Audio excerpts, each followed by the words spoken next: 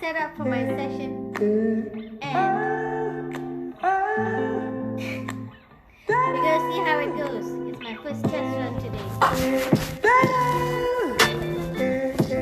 I'll actually start in 4 minutes, but I'm testing it right now to make sure things are in place. You like the music? You can just set up.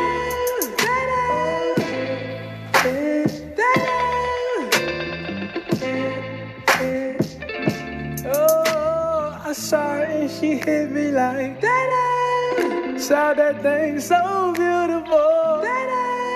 She just hit my heart. Oh, full force and she got me like I be like, baby, why you so fine? Gotta make you mine. So hard to find. Baby, like, oh, how'd you do the thing? The way that you do it, and she ain't even show nothing. She be walking around so confident, so heaven sent. I think she was meant to knock them daylight. Like, girl, you so fine. Can you hear me well, Candy? Girl, you rockin' like, I'm trying to test the music. Let me know if you can hear me baby, well. so fine. Because if the music's too loud or something, I gotta mess with it. Today's my Girl, test you run. knockin' dead. Hey, you know I'm shy. Once it comes here, I become all shy. Hold on.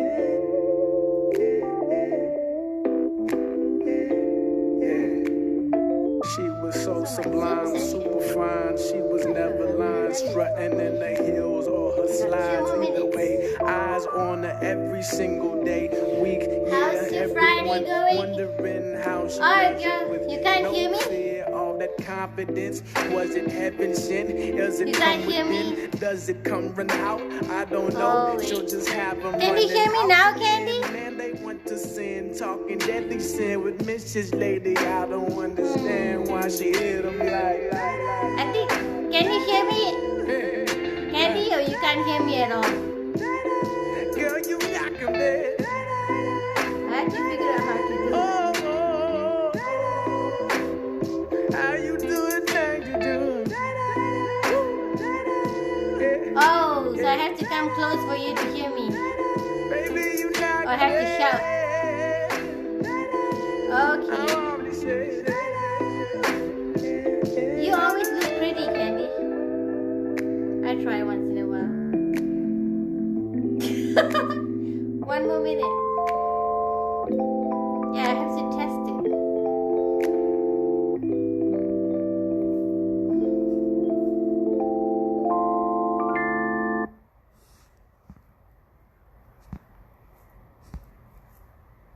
Okay.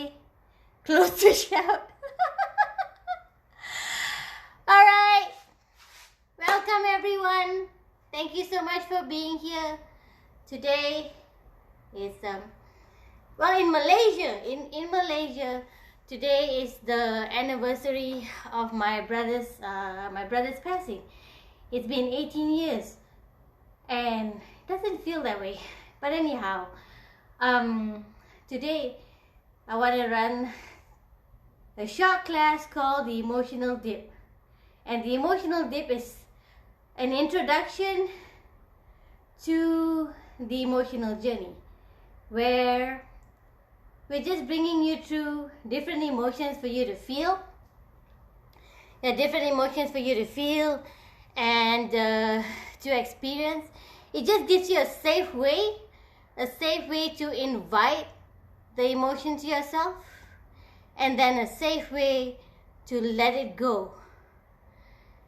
Using movement, using music, and using sound. So what I'm going to do is I'm going to play the music, and when I move around, I invite you to move with me. So just move along with me and actually do whatever makes you feel the best. Whatever makes you feel most comfortable, that's what you should do. All right? And I'll play the music now.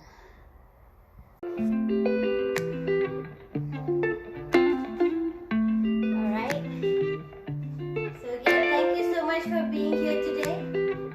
And I just invite you to listen to the music and just follow the movement. Just let your body relax.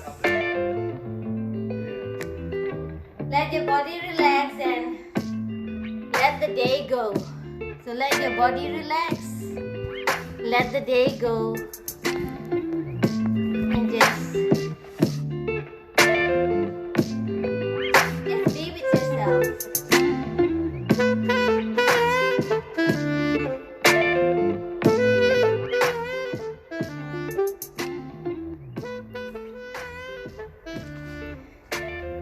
When you're relaxing, if you're standing, when you feel your feet on the floor, and just move from side to side. If you can't hear me, just follow my movement. And next time I'll be able to adjust it better. So just move your feet side to side. Let your knees be loose. Let your hands sway. Stretch yourself out. You just stretch yourself out and move around. Slow movements to just wake your body up. So just slow movements to wake your body. Just circle your foot. Circle your foot on the ground. Your right, your left. Let your hip circle, your right hip, your left hip. Let your hands move around. Give yourself some balance. Give yourself some movement. Let your head sway. Sway right to left. All the way back. Front. And just stretch yourself out. Take up space.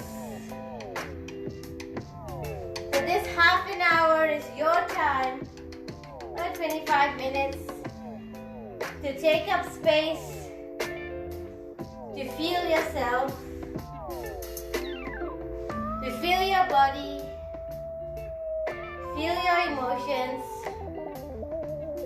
and let the day go.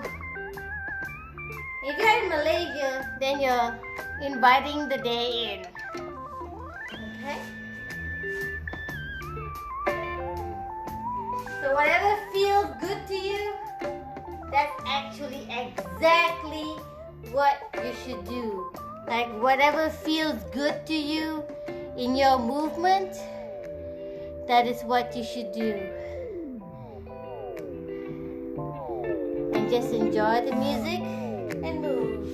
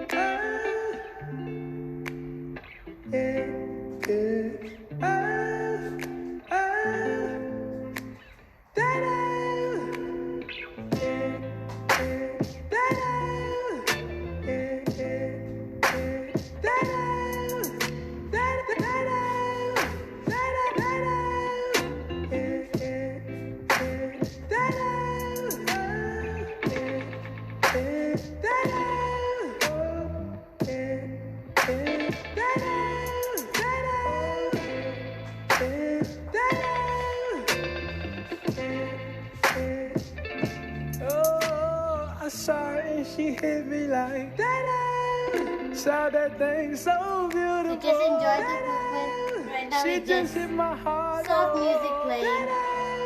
Full For you to enjoy your force, she got me curve. like Enjoy the music. Enjoy letting your body move around. Gotta make you mine. So hard to find. Baby, like, oh, how'd you do the thing? Apparently I have to fix the sound. She ain't even That's not gonna have more sense to get She be perfect. walking around so confident, so heaven sent. Until I have I it all think perfect. she was meant to knock them daylight. Like, girl, you so fine. Oh, oh, oh, oh. Yeah. Girl, you rockin' like, baby, so fine. Miss Baby, girl, you knock 'em dead.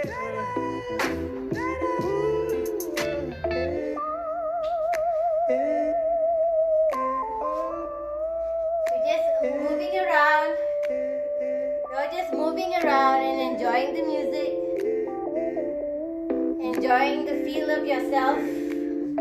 She was so sublime, super fine. She Just was moving. never lying, strutting in the heels or her slides. Either way, eyes on her every single day, week, year. Everyone wondering how she does Just it. get with your body no moving, fear, get your all blood that flowing. confidence. Was it heaven sent? Does it come within? Does it come run out? I don't know. She'll just have them running out and in. Man, they want to sin, talking deadly sin with Mrs. Lady. I don't understand why she here. You don't have to follow my movement because this is whatever movement that makes you Girl, you most got comfortable, me.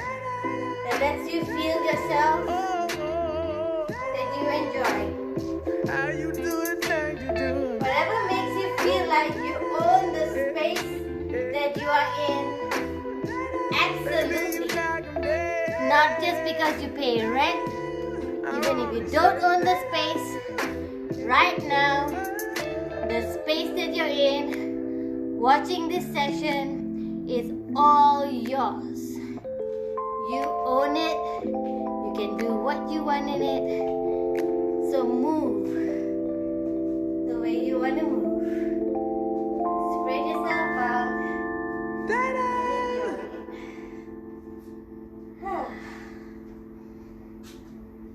Ooh, pretty good. So, let's not have angst. I'm going to pause this for a minute.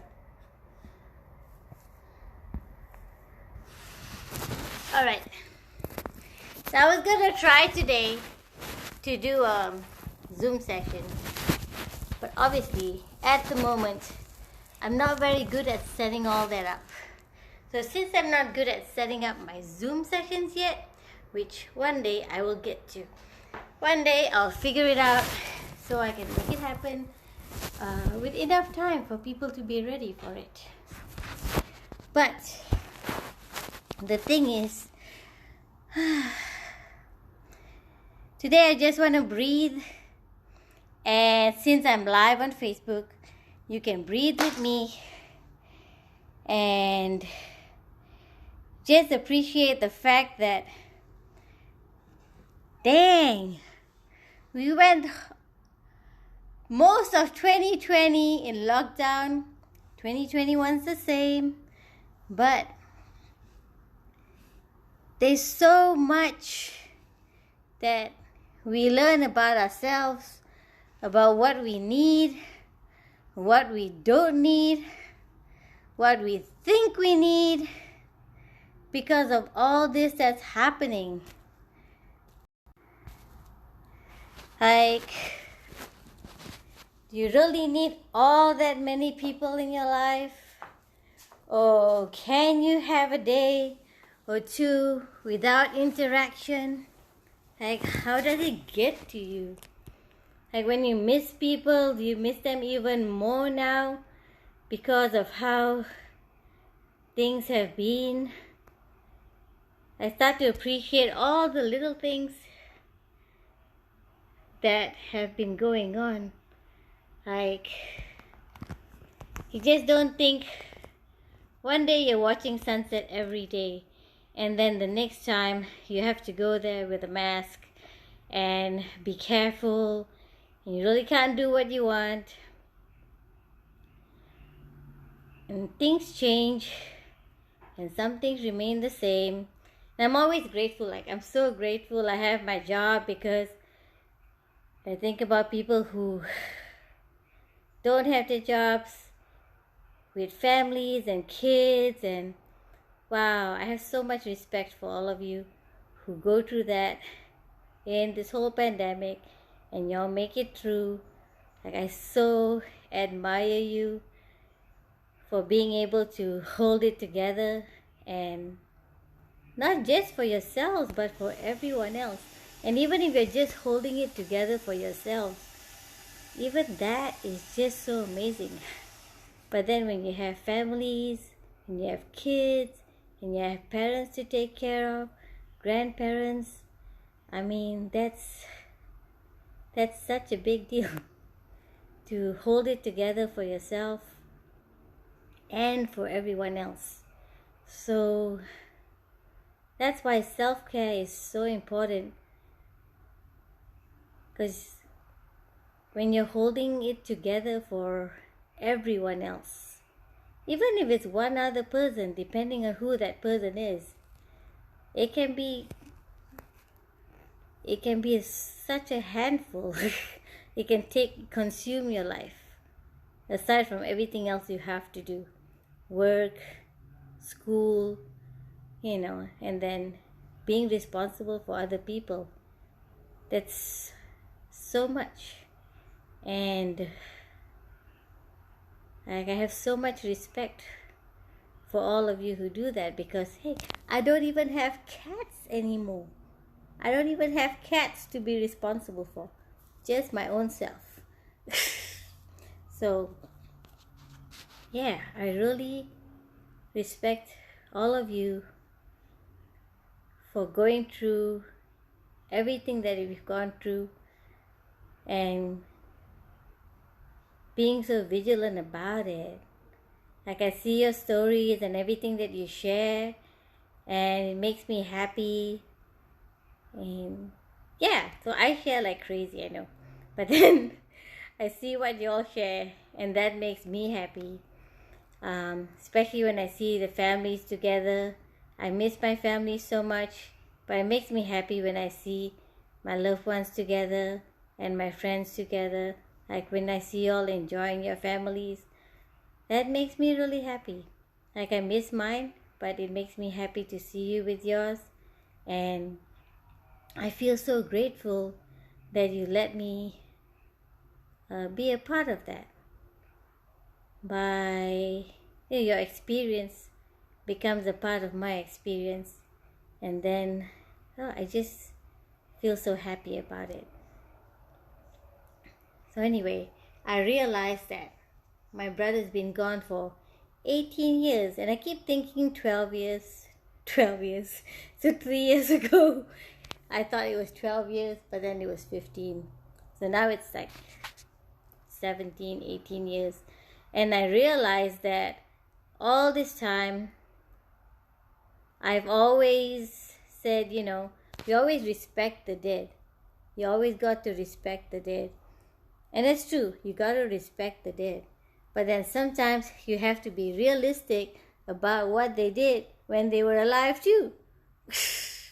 Because if you don't admit stuff, you keep it in your system. And like, when I think of things that made me upset about how everything came about, then I push it away. You suppress it, so I'll just suppress it because, hey, he's dead. You don't speak ill about the dead.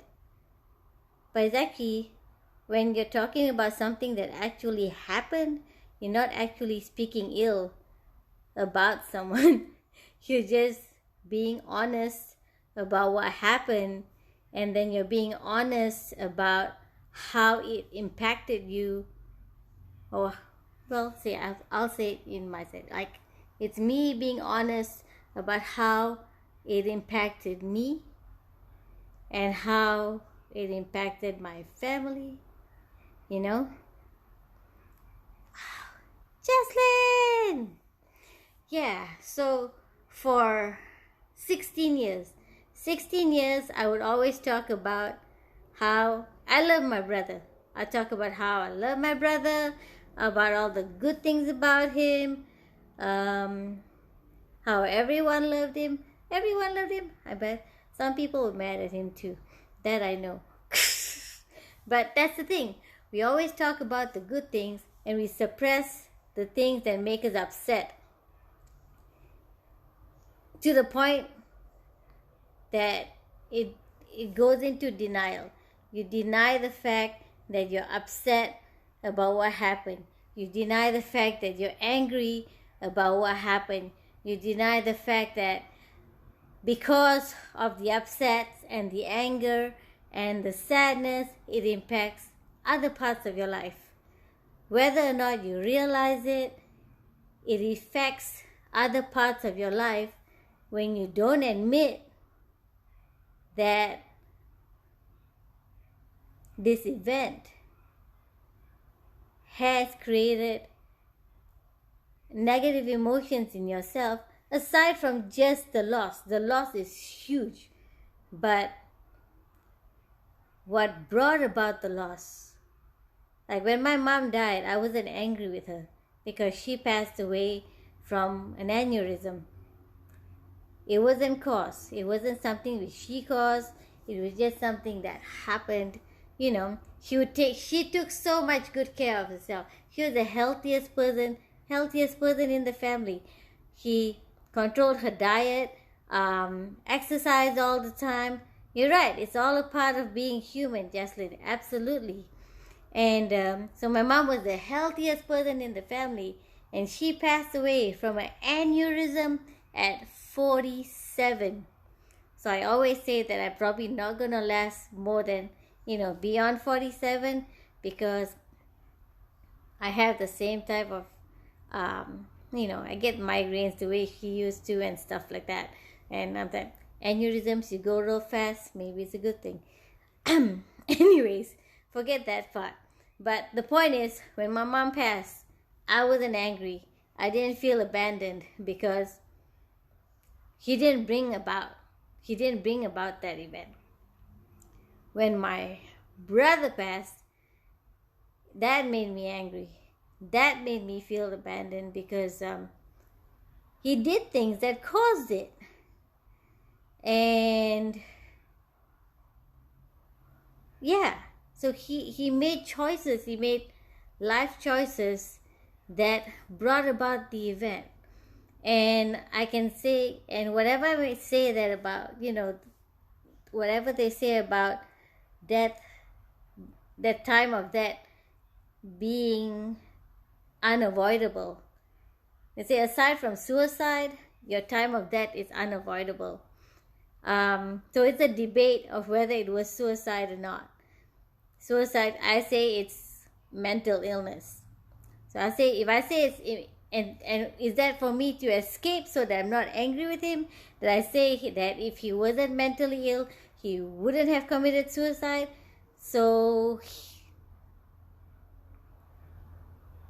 that's like the debate here that I would have with myself. Like, if he wasn't mentally ill, he wouldn't have committed suicide. He wouldn't have jumped off a building. And so does that mean that if he was not mentally ill, he would still die that day in some other horrific way? Because it would affect the family anyhow. Because the way he died had so much impact on us, and we didn't cause that, right? So we believe in the law of karma. That impact was supposed to hit us anyway. So that was supposed to be a part of our experience as a family anyway. So yeah, it makes me think all the time, like, all right, I had to admit one day that yeah, I was angry with him, angry for everything he did, because then it makes me feel like he made a choice to abandon us because he couldn't handle what happened in his life that caused a mental illness.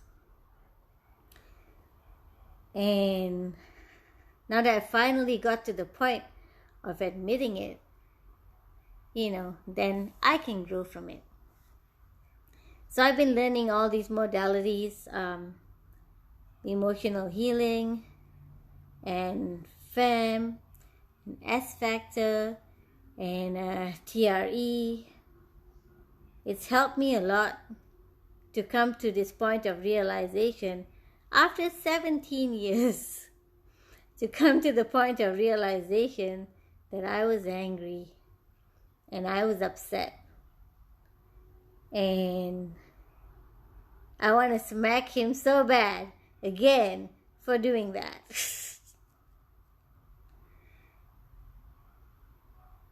But, I still love the boy. Like, he's my first love, my little brother. Like, I would take care of him when he was a baby. And I would bathe him. And he was like my best friend because we were the same age. We beat each other up.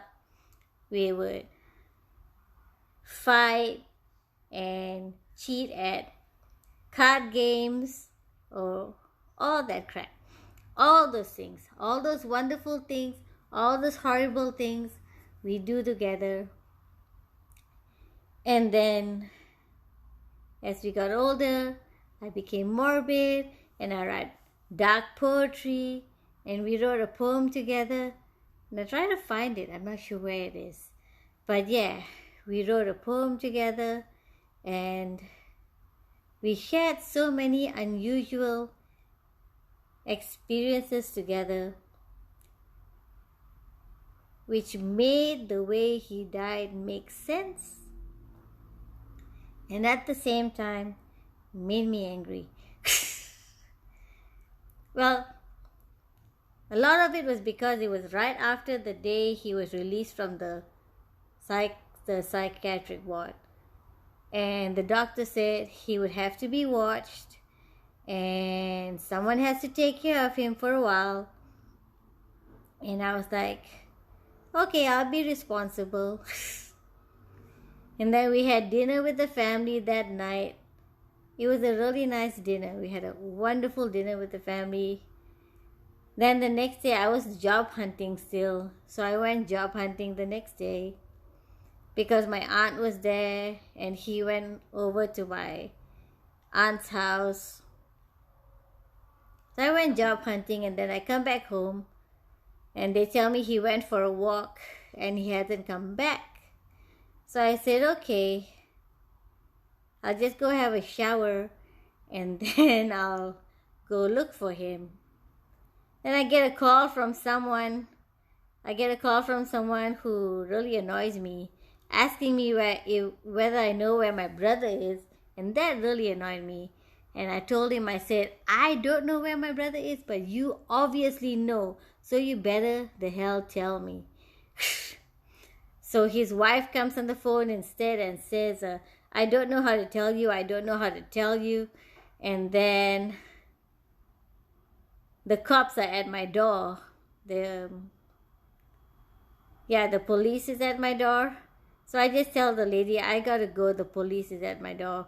And I already know what's going on. By that time, I already had a feeling, because morbid stuff hits me all the time. So I already had a feeling of what was going on. I went down, the police were there, and the police showed me his ID and asked me if I knew who that was. I said, yeah, that's my brother. And then the police said that he had jumped off a building. And I asked, where are you taking the body? That's I said, where are you taking the body? Are you going to take him to University Hospital? Because that's where his psychiatrist was. That's what I told the cops. And when tragedy happens, like when death happens with my family, I kind of get into a robotic mode, which scares some people. And might not look good in some ways if you don't understand me, or you don't if you don't expect that from someone like me. So the cop, I'm like, yeah, when I saw his ID, I'm like, all right, it's happened. So I told the cop I hope he's taking him to University Hospital. And he said, yeah, that's where they're going. I'm like, thank you. Then I start going over to my uncle's house, and I tell them I just need someone to drive me to the hospital because my brother jumped off a building. That's just actually how I said it. I said, I need someone to drive me to the hospital. My aunt says, what's going on? I said, you better sit down. They don't want to sit down. And they don't want to sit down. I said, fine. I said, Jeggy jumped off a building. I need someone to drive me to the hospital. That's what I said. I'm really not someone who should announce things when it happens. So then my uncle took me to the hospital. I love you, babe. Thank you, Justin. So my uncle takes me to the hospital. And on my way, I have to call my sister. Right away when she picked up the phone, I said, sis, are you sitting down? The first thing she said was, is he dead? And I said, yes. The aunts are going crazy. I'm on the way to the hospital. Go deal with the aunts, please, because the aunts are going crazy. That's what I told my sister. My brother, he was driving. I said, bro, you need to sit down. You need to pull off the side of the road. Please pull off on the side of the road so I can tell you what's going on. Then he pulls off on the side. And then I tell him, okay, Jagan passed away. You need to get your family here, because he was in Johor. And I was like, Jagan passed away. You shouldn't drive. Please take the bus and come back as soon as you can. And he said, are you joking? That made me so angry. I was like, would I joke about this? No. And I said, just get your family and come here and take the bus because you're not driving. And that's what I told my brother. And I think I told my dad the same way. Yeah. And then I saw, and I had to see his body, which was good because he looked so different at the funeral. If I hadn't seen his body, I would not have believed that that was him, because he had broken every bone in his body, and his facial features were so different after being embalmed that I told my sister when they had unwrapped his face and it was just a ball. Like, I told my sister if I had not seen his body before they embalmed him, I would not believe that my brother died. But I know when I was there, I said, where's his body? I need to see it. And my uncle said, I don't think you should do that. I said, no, he's my brother. I need to see him. So they let me go to the ambulance because they hadn't moved him from the ambulance yet. So they let me go to the ambulance and they let me see him. And yeah, he was so beautiful. So this is so weird because he looks so beautiful. And you know how vain he is. Such a vain pot. And like his face was so beautiful, but it was scratched up and had lots of blood on it. But he looked so beautiful. Handsome. He's a handsome boy. He loved being a handsome boy. And yeah. I know I gave him a kiss on the forehead and I said, why the hell did you do this?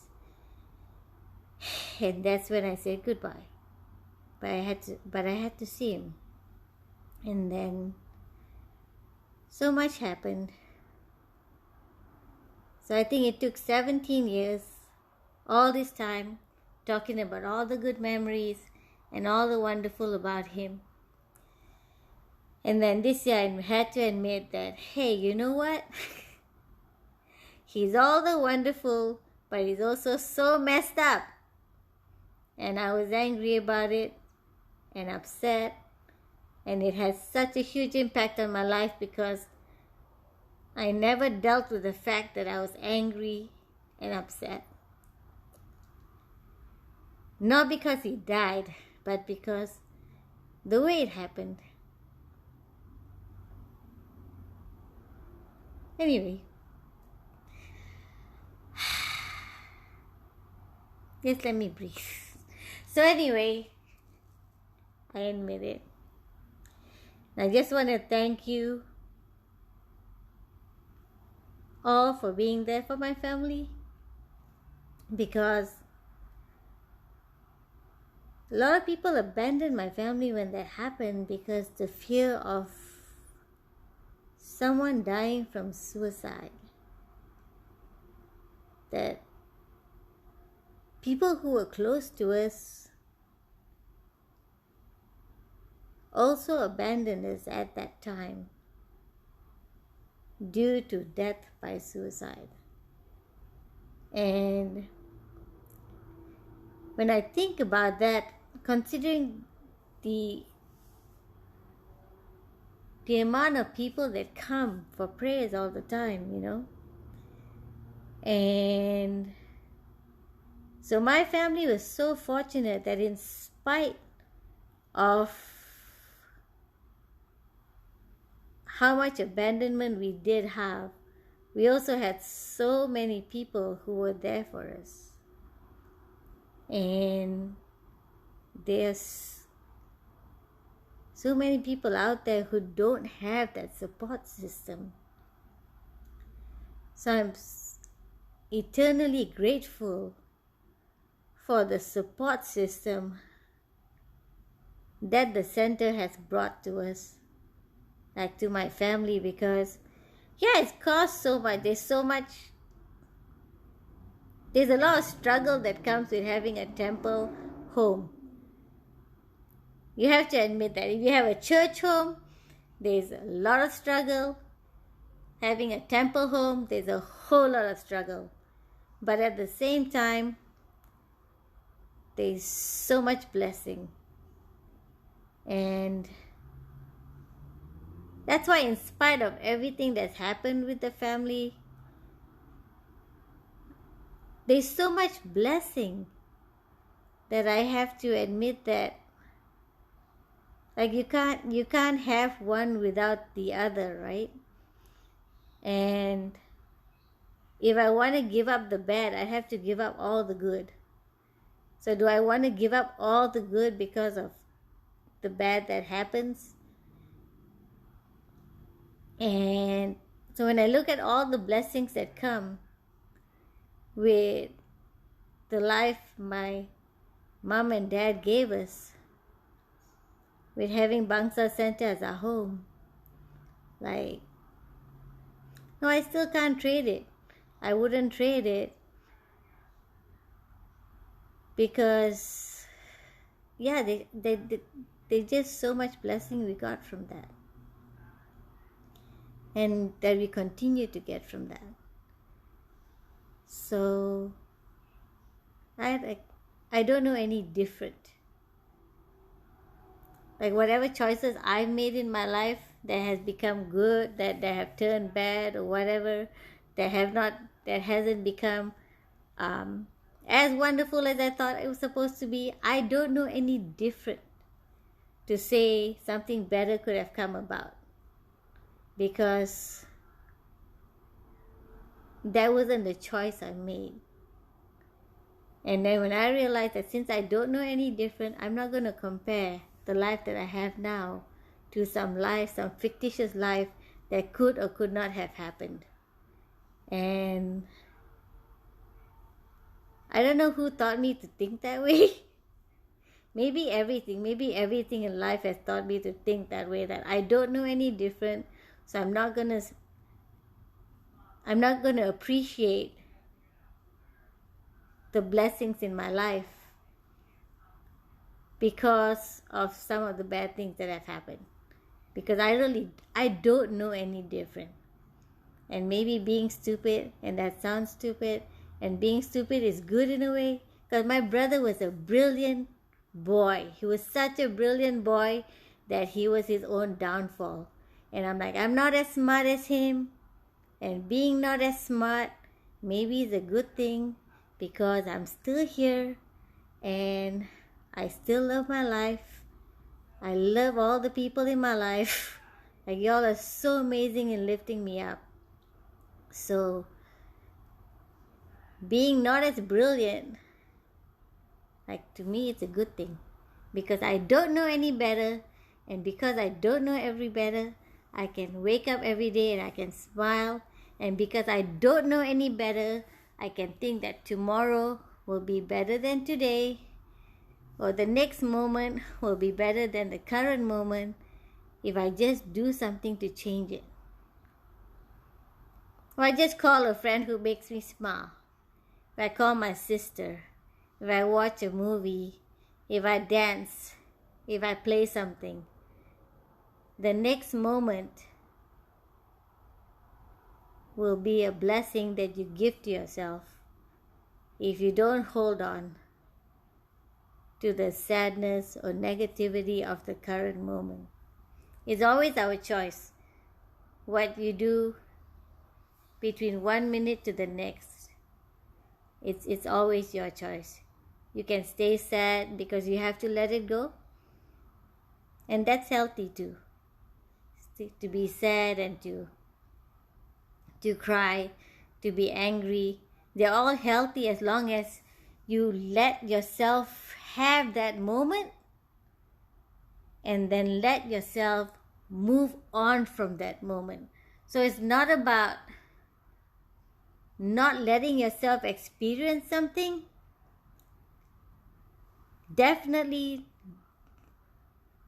not suppressing things. Let it come out and move from it. So the movement practices have taught me that so much. And that's why I want to share it. But today, it's just been a day for me talking to you because I have not set up anything the right way. I have to figure it out. But thank you for being so patient. Like, you're so patient and you let me learn. And I love you so much for being patient with me and for letting me learn. And if you gain something from it, thank you. I hope that you do gain something from it because you give me so much.